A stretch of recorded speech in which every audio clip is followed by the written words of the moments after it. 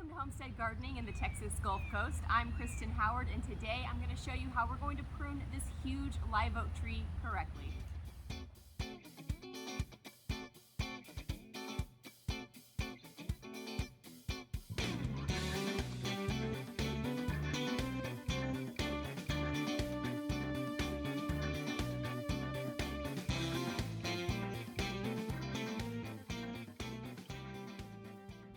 When you're pruning an evergreen tree, it's always best to prune in the winter, or at least in whatever dormant season you have. The difference between pruning and trimming is cutting off large limbs, which is what we're trying to accomplish today, and trimming can be done at any time of year.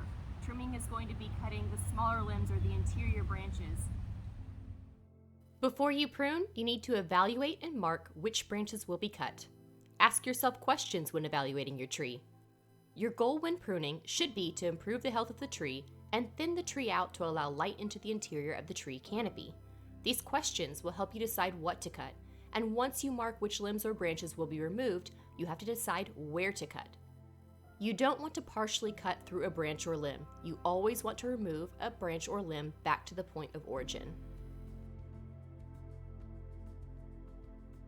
Tools we used for this project include gloves, safety glasses, a ladder, a chainsaw, and a pole saw. It's always a good idea to check your tools and make repairs at least a day in advance to avoid delays on your pruning project. For this tree's pruning, we're starting out by using a chainsaw to remove crossing limbs that are medium to large sized. We will also prune limbs or branches suspected of disease or that do not have any leaves.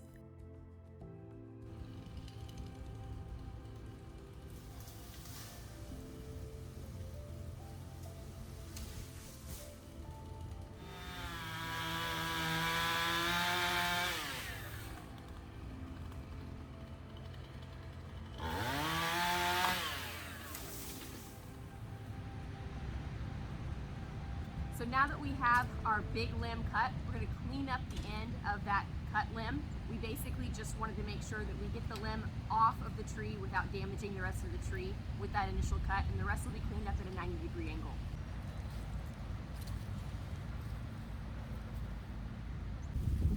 Now we're switching to using a pole saw. The chainsaw really did its job earlier, and now the pole saw is going to get those hard to reach places with smaller branches.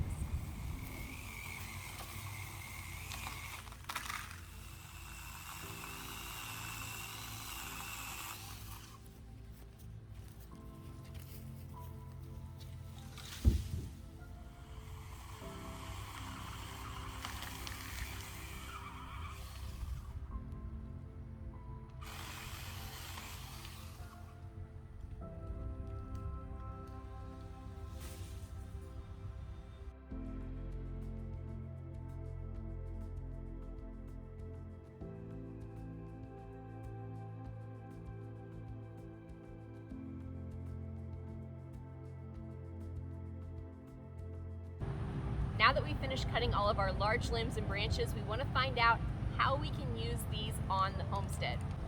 A healthier, larger limb like this is going to be cut up into pieces that are movable, just like you see with this size, and we're actually going to create a mushroom farm on the homestead in a later video by boring holes into this fresh wood and then sealing any cut areas with wax.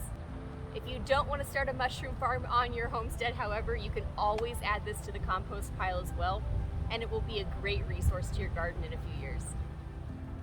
It's been 12 months since that tree was trimmed for the episode, and for whatever reason I decided not to post a finished YouTube episode. I think that I was really waiting for the right time of year to post, and it was getting a little bit too warm in Houston to do that for my audience. So here we are a full year later, inspecting the tree and inspecting what we actually did in the episode you just saw. This is that branch that we tried to clean up and we zoomed in on, and you can see when you're unable to get really close to the tree because the chainsaw just really couldn't get in there and clean up any more material, you are going to have a little bit more growth. The tree is still going to be able to grow from that area, and we'll have to just clip those off. It's not that big of a deal. You can also see in 1 year's time that we do have a lot of interior tiny branches that are coming up.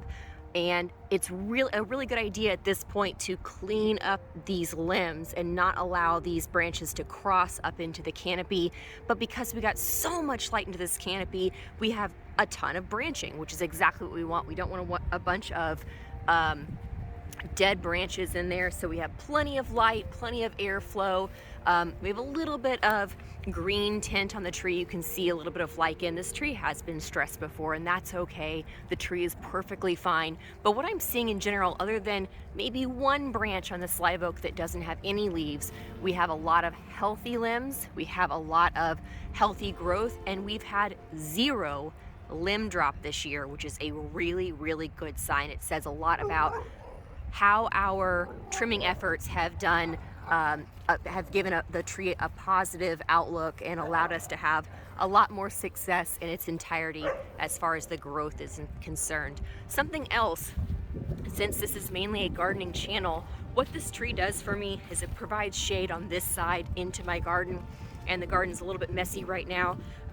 We're in the middle of expanding and kind of fixing up a few of these areas, but this section was a little too sunny after trimming a year ago, and now we're getting some good shade back in this area, but still not too much where it's super dense shade. We're gonna have part sun.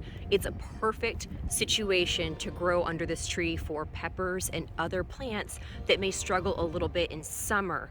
Because if you're having a double crop in Houston, if you're gonna try to achieve a double crop in Houston for some of these warm season plants, you need a little bit of shade to get them through the hottest time of the year. I hope you enjoyed this episode and the little bit of extra on the 12-month update on this tree. Make sure that you subscribe to this channel, and I have a little blooper for you coming up soon.